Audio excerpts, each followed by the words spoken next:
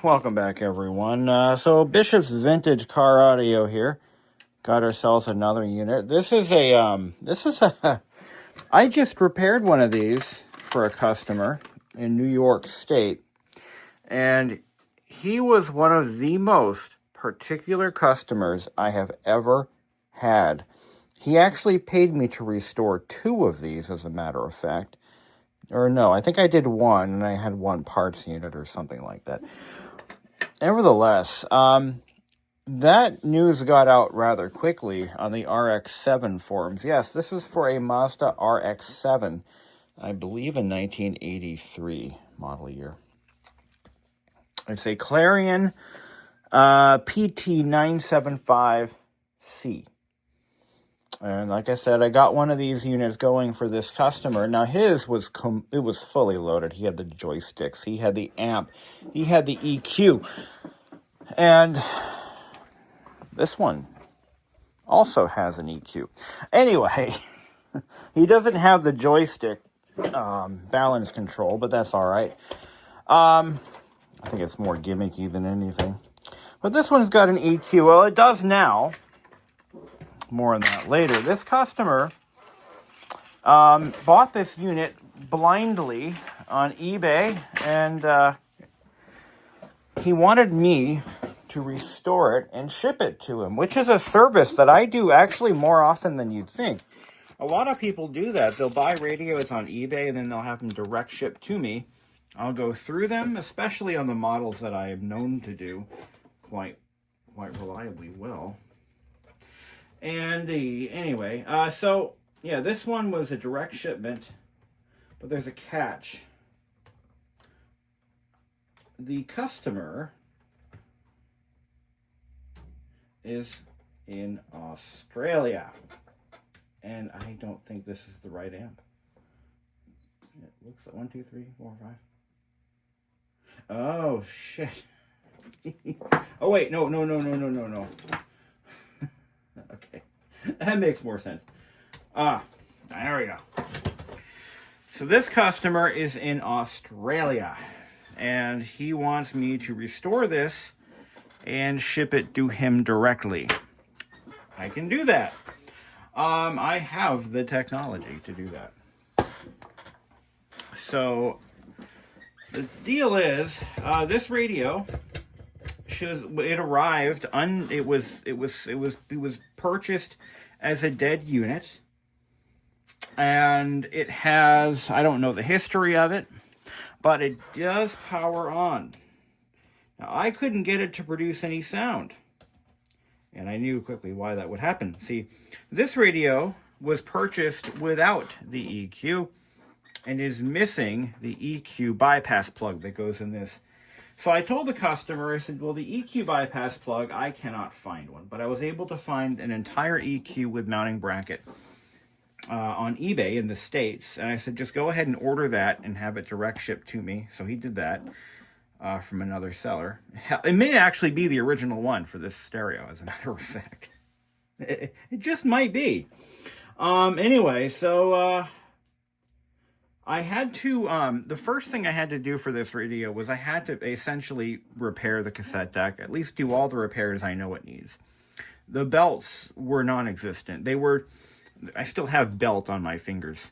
The belt completely dissolved into goo everywhere. It was a mess. It was so bad I had to take all the pulleys off and soak them in alcohol to soften and liquefy the rubber, which I was able to quickly clean off of everything. So that's looking good.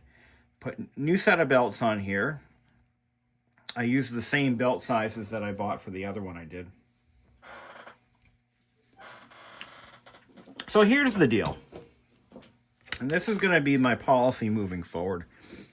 On stereos that I am not a master of, but am reasonably competent that I can fix them. But on stereos like this, the deal is I'm going to do some preliminary checks, make a few minor repairs, do some testing. And I'm going to charge the customer a minimum fee. to essentially qualify the unit. What I mean by that is, let me start over. So normally I would charge a full price after I go through all the work of, recapping and repairing various, components and modules and whatnot. And then I'll charge the customer, the full price. So what's been happening is there are some radios that you can't fix everything. I cannot fix everything. Especially without schematics, without documentation, without any, and the problem is there's not a lot of people out there who do have the wherewithal and are willing to do this kind of work. Everyone says they can do, I can fix that. And I do it for $100. Okay. Send me your address and I'll get you in touch with my customer. And if you want to go ahead and take this on, go right ahead. But you got to realize I am a business. And just doing what I have already done, just replacing the belts and cleaning the cassette deck, I have over an hour's worth of my time into this unit. And the more I start to work on it, if I find some catastrophic issue and I cannot fix it or I cannot get the parts to fix it, well, I don't want to be out all of my time, and I don't want to charge the customer the full price. I think that's unfair too, So my plan is, and starting with this unit, starting in the year 2026, I can't believe I'm still in business in 2026. I didn't expect this business to last more than 2 years, but here we are. In 2026, I'm going to be very serious about enforcing this policy where I'm going to charge before I even start tearing things apart. The customer has to agree to pay at least half the total bill. Okay, at least half the bill will be due before I even start cracking this thing apart. But at the same time, if I don't have to charge that, if there's a way I can do this without charging the customer anything, I want to do that too. So if I plug in the radio and smoke pours out, or if I open it up and I find like rats have gotten in and started eating things apart, and you don't have a parts radio to send me, well, I think it'd be kind of a jerk move to start billing the customer for half the price, right? I don't want to do that. I wouldn't want to do business with somebody who does that. So I have an agreement with this customer. He's like, yes, please do this, because there really aren't a lot of options for him right now. And that's just the unfortunate truth. He says, go for it. Okay. I said, but you have to pay me first. But before I send him that bill, because he's all the way in Australia and I'm all the way here in the US, before I even send him that charge, here's what I'm going to do. So I have everything hooked up here. The cassette deck is effectively repaired to the best of my ability without going overboard. It's got new belts. It's lubricated, cleaned. I do know that before I touched it, the unit did power on, but it produced no sound. Now we have the EQ here. Let's light it up. All right. Got my ground hooked up. Now I think I have to jump power to the amplifier directly through this connector right here. But when I did that, I didn't like the amount of amps it was drawing, because this little blue wire here, this does require ignition power, but I just want to see what happens before we even do that. So here we go. Right, so we're not drawing any amps, but we are getting a clock. So you can see that. We are getting power. It's the logic. The logic side of this thing is working. Here we go. I hear the amp clicking. The EQ is doing nothing. Okay. So the EQ is not getting power. It may just not be getting a ground. So here's what we're going to do. All right. So this should be making sound. let's get some jumpers. And I'm going to relay this. If I find that there is something else majorly wrong here, I'm going to tell my customer, like, here's the deal. I did some preliminary checks, and it's not doing what it's supposed to be doing. Even with bad caps, I should be able to get something out of this. But this is only the second or maybe the third one I've done of this model. So there's some things that I may not be aware of, right? So I'm going to go ahead and we're going to jump power. Just do it direct. Shut that off. There we go. So I didn't like what I saw, but let's give it a go. Here we go.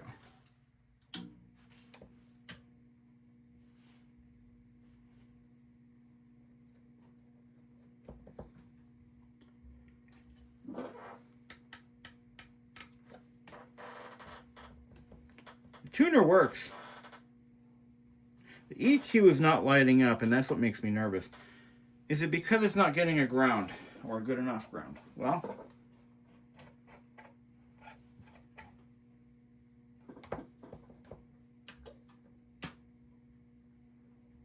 it's like it wants to.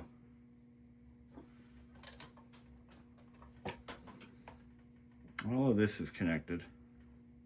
All right, let me get a ground wire going. We may have insufficient grounding. That's always a possibility, so let's do that. Let's get my ground lead hooked up here. But the EQ should be lighting up, and that is a problem. Okay. Oh, there we go. We have ground. So the ground wire was insufficient. Oh.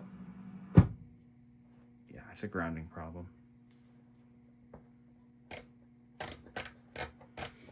Okay. Let's get another ground wire. Yeah, we have a bad ground. So we'll ground the amp. Oh, there we go. Ah, she lives. Scratchy volume. Yeah, we got some scratchiness here. Okay.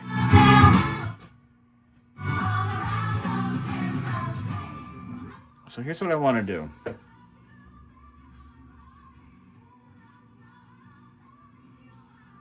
This thing sounds too good, actually. I may actually, you know what I might do?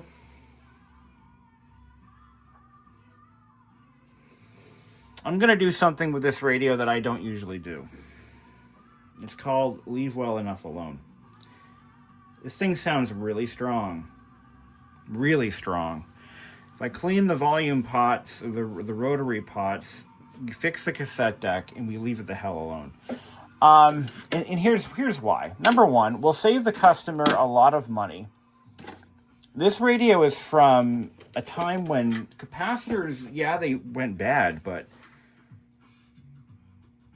generally, they didn't spill out and destroy things like modern units do, right?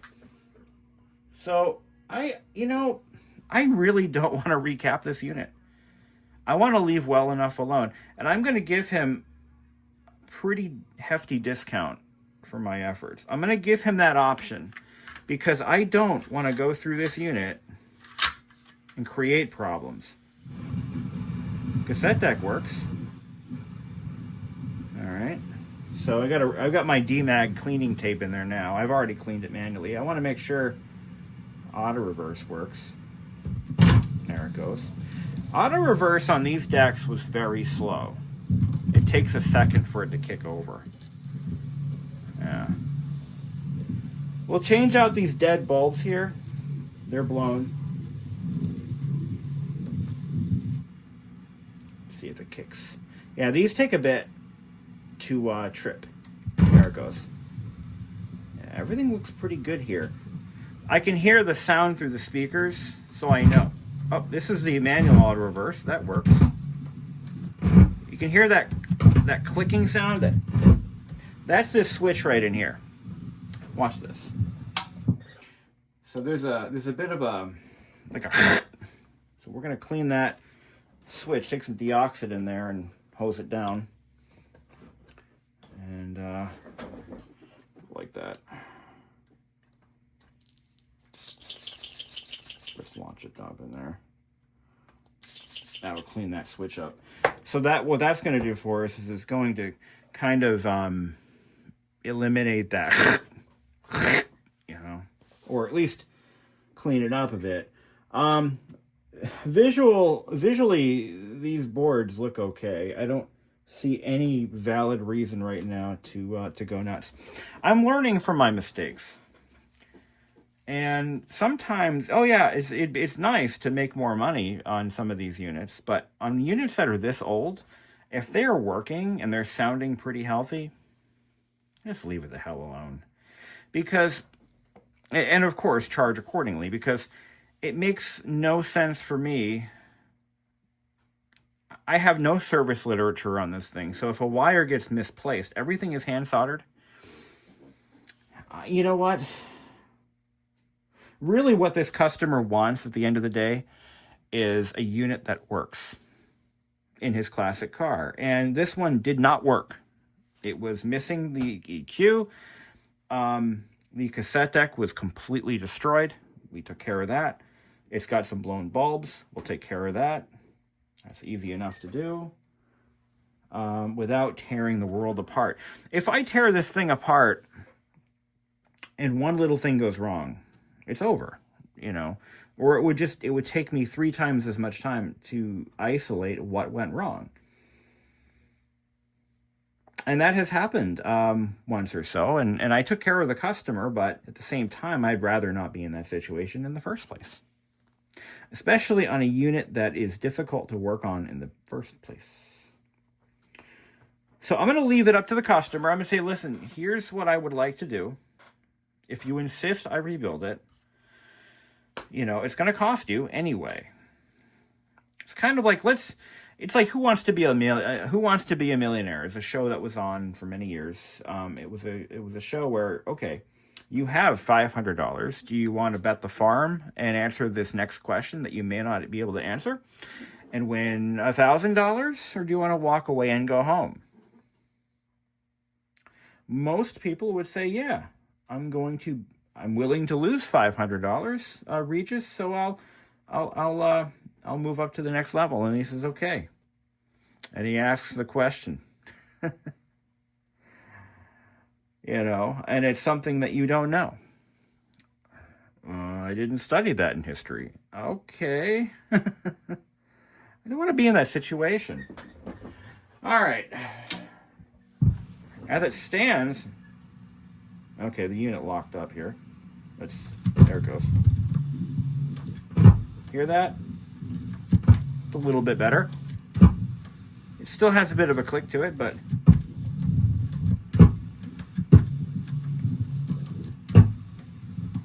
fast forward. Oh, hold on. Fast forward. Is it auto stop? Yep.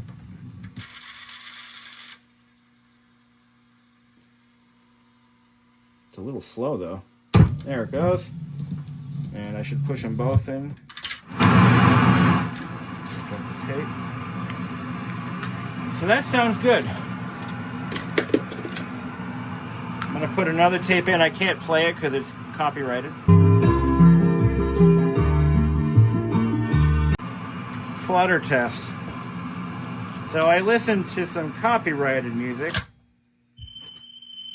And you can kind of hear that. It's got some flutter to it.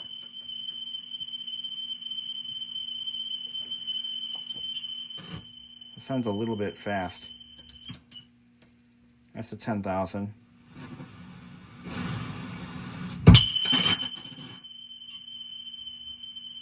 So here's the problem with this. So on most of my units, the newer ones anyway, you can replace the motor run capacitor, and that takes care of our flutter. And then you adjust the speed to get the speed dialed in right. we can't do that on this. These units don't have that adjustment. Just maybe on account of their being, you know, Jurassic units. They're so old, they don't have that feature. That very well may be the problem. So what do we do if we have one that flutters? I don't know. I mean, and the speed is a little bit off. Now this one doesn't have any rubber idlers, which is a big plus. But I have found some of these they just cannot be consoled. There's no adjustment. There's no amount of recapping will fix it, because there's a ceramic cap on here. That's not the problem. I don't know if there's an electrolytic cap inside here that regulates the speed. But bottom line, you know, they're a novelty at this point, really. This one doesn't sound too bad. It doesn't sound great, but it doesn't sound too bad. But it does sound a little fast. That maybe just a little bit sharp on that 3K tone. Just a little sharp. But otherwise, you know, not too bad. So I'm going to go ahead. I'm going to reach out to the customer, and I'm going to play the Who Wants to Be a Millionaire. So right now, you owe me this much, and I can ship it to you. We still have to deal with import fees and taxes and tariffs and shipping. Oh my. I'm going to fix the scratchiness. Literally, these are fairly open pots, and I can just inject the shit out of them, and that usually takes care of that. But I'm going to use something a little bit better than what I just used a second ago. I think I'm out of that. Oh no, here I got this. So what we'll do is we'll tilt the unit on its side, and we'll put some droplets in there. Yeah, they're all a little scratchy. This stuff I like. This is the D100L. It's a liquid, and it comes with a precision applicator for just this application. Good stuff. Good stuff. I love it. Disassembling these rotary pots is not an option. You know, I do disassemble the. Yeah, I regularly disassemble the ones that are used in the rotary encoders. Thank you. Because they're unavailable.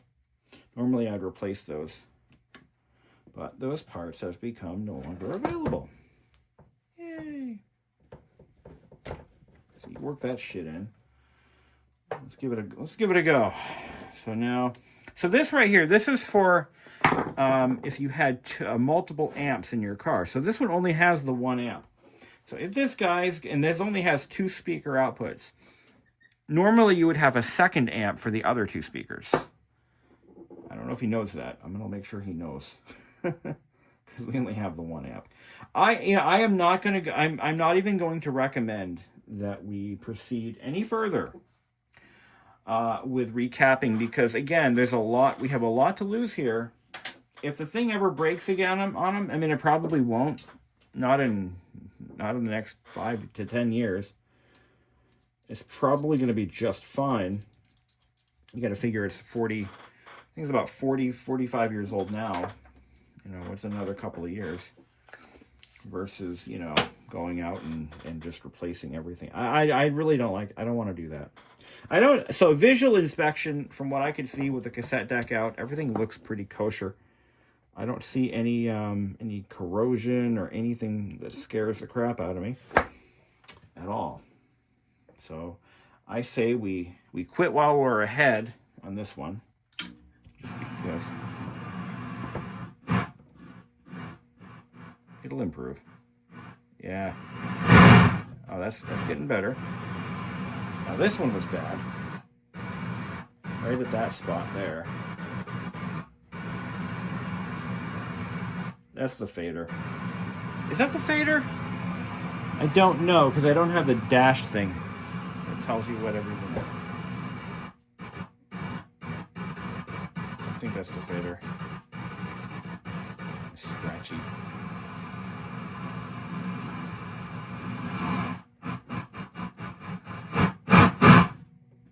Yeah, they're all a little touchy.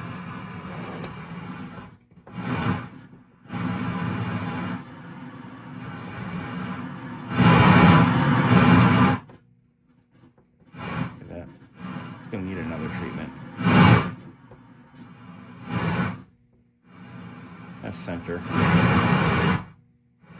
on.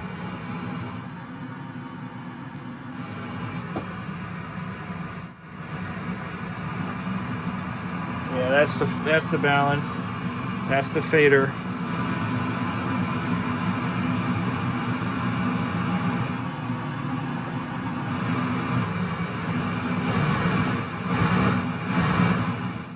Okay. I'll put a tape in again.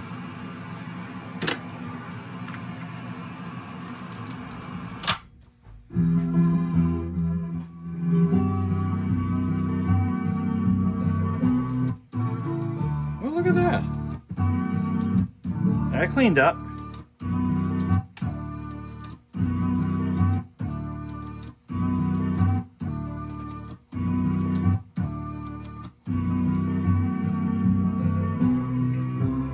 It's actually getting a little better. So I put a little bit of oil in that motor, a little bit of a drop or two on each bearing.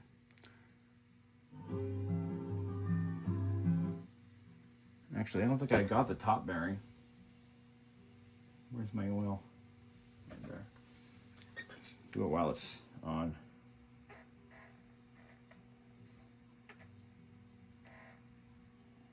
Let that soak in. It helps. It really does help to do that. Better than doing nothing. But hear that violin, the strings, you can hear the. But you've also got to factor in the rollers themselves. The pinch rollers are aged out. You know, they're gone. I can't get new ones. Not for this. Oh. Starting to eat that tape. Yeah, that's not good. Oh boy. All right. Okay, I see you. It's starting to eat the tape. Now, there's there's one possible reason why that's happening. There's two possible reasons, and one of them I caught early on, and I was afraid this would be a problem, but I think I'm right. It's gonna be a problem, and that is the bronze bushings are worn. Oh yeah. Let me show you what I mean. And this might be part of our problem right here. Let's take a look. Look at this. See that? It moves side to side. So that bronze bushing is gone.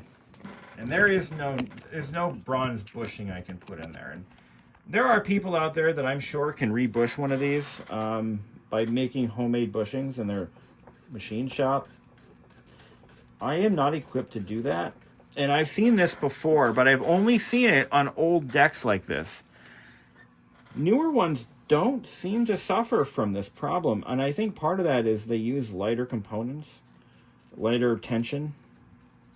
So what's happening is that capstan, right? That capstan is wanting to lean back like this. It wants to lean away from the roller.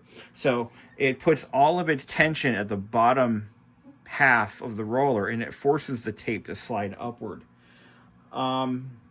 That is a problem, and that is enough to condemn the deck.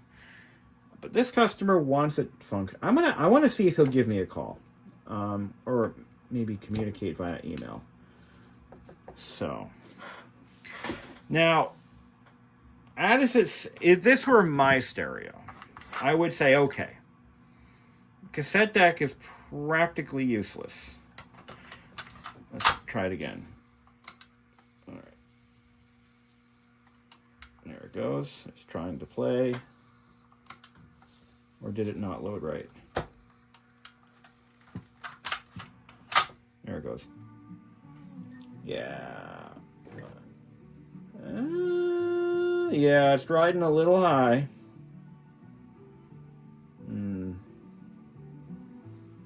Let me compare it to let's take a look at that. So I only see this problem on older decks like this one from like the earlier days, the earlier half of the 80s. Let's riding a little high. See that? It's wrinkling. The tape is starting to wrinkle. And that's because that capstan bushing is worn. And it's riding like this rather than like this. So the tape is being pushed up. And it works. Now let's look at the other side. Now they were both actually quite worn when I checked them. Because I did check.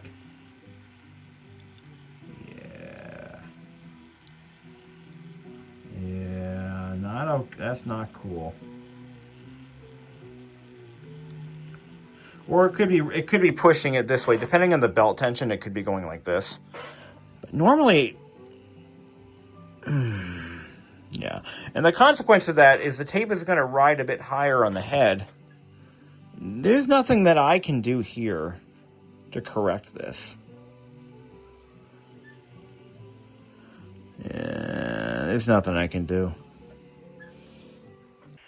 Okay, guys, so what do we do? Well, I'm going to reach out to my customer. I'm going to explain my findings. And like I said, I mean, yeah, these feel like loose teeth, the capstans. And when I had done the belts, I actually checked the bushing wear, and I could rock them both. So that's going to throw the tape path completely off, and it's never going to sound right. And then you've got, it sounds like the motor's running at a good clip. These were never as precise as they are, or they were in later years. And then you factor in age on top of that. So I'm not going to recommend a full overhaul. I'm going to say, listen, you go ahead and enjoy this unit. We'll clean up the switches a little. I'm going to do it again, the treatment. It works quite well. It has worked on every unit I've touched so far. And it lasts, too. But we'll clean the switches up. We'll change out the dead bulbs. And, you know, this is a good candidate. Okay, if you had a Bluetooth cassette, one of the little battery-powered Bluetooth cassettes, you could put one in here, and it would be fine. It would sound fine. It would do the job. You'd have your cassette deck in there, and if you wanted to pop in a tape for party tricks, go ahead. But you got old pinch rollers that I can't get anymore, and you've got bad capstan bushings that I just can't replace those. And I wouldn't even offer to do that because of the amount of work it would take. No, I'm not doing that. There is one burnt bulb on the... Nope. No, there isn't. It's just the angle is... Oh, yeah, it's... Okay, these... Oh, ground issue. Oh, my ground wire fell off.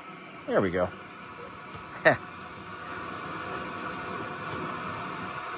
These all sound okay. You're not scratchy. Defeat works. Everything works. You know what? Ship it. That's it. We're done here. I got 5 more units to do. And none of them need to go to Australia.